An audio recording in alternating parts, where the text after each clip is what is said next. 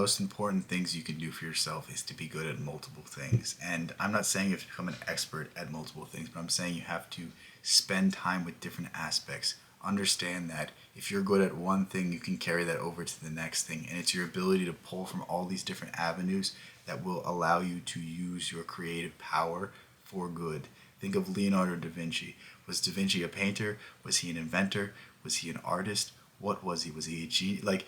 The bottom line, you have to just quantify him as a genius, and that is really what I think is missing from the modern education system, from the modern approach to learning, is spending time with different aspects. If you love reading philosophy, read some fiction. If you love reading fiction, read some poetry. Like it's our ability to mix and match. It's our ability to see the common trends and commonalities and be able to apply these to different things. Think of the old churches. Think of the Gothic churches, the Renaissance churches, and what makes those so exquisite? What makes those so pleasing to look at? It's because the artists that created it, whether you want to call them artists or craftsmen or architects, they were all of the above. They understood how to make a building stand, and they understood how to make a building stand out.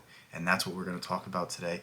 And I want to caveat by saying this first, that if you're not good at anything, if you're not proficient in anything, it's not that difficult to really get going. All you need to do is just dedicate some time. Whether it's reading, whether it's learning, whether it's talking, whether it's writing, whatever it is that you want to become good at, you just have to do it. Malcolm Gladwell kind of coined this phrase, I think, the 10,000 hour rule. Essentially, if you spend enough time doing something, then you achieve mastery. And generally it's around the 10,000 hours. I would say that's the very minimum that you're going to have to do, but it's not that bad. I think it's just a few years of your life dedicated to one subject. But once you learn one thing, as Miyamoto Musashi said, once you see the way, you see it in all things. Meaning that once you are proficient at one aspect, you can take the skills that you learned to get good at that first thing and then apply it to the next thing. And once we have the ball rolling, once we can start pulling from different avenues of our life, this is where we can start bringing it all together. Think about the school system. The school system teaches you to be proficient at one thing, to only look at one thing. I'm an engineer, so I don't read books. I read books, so I don't do math. Like it's very weird how we close ourselves off to these different facets of our brain and expect our brain to work perfectly, expect our brain to work proficiently. And really all I'm saying to do is just be more open-minded. Be more willing to not put all your eggs in one basket. Understand that the answer is somewhere in between both sides, and exposing yourself to as many ideas as possible and becoming good at multiple different things is going to allow you to experience the most of life. Not just in terms of your fulfillment, but it's also going to benefit you in terms of wisdom. So go out there, go out into the world, and try to be good at more than one thing.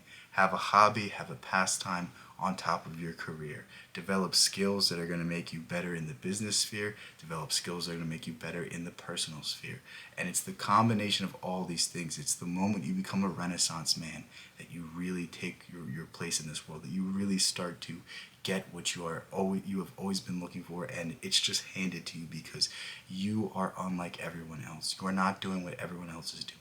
You know, it was Einstein that said the definition of insanity is doing the same thing and expecting a different result. Well, that's what most people do with their lives. Most people go to college or go to a trade and work in the same place and do the same things as everyone else, but why not try something different? And what I'm offering you is a different solution, a different path, a different way of doing things. And, you know, as Sinatra said, I did it my way. And that's how I'm approaching life. And if this seems interesting to you and this is something that you want to do, then I urge you to pick up this pursuit as well, because I think this is one of the greatest things you can do for yourself. We need people that are not compartmentalized.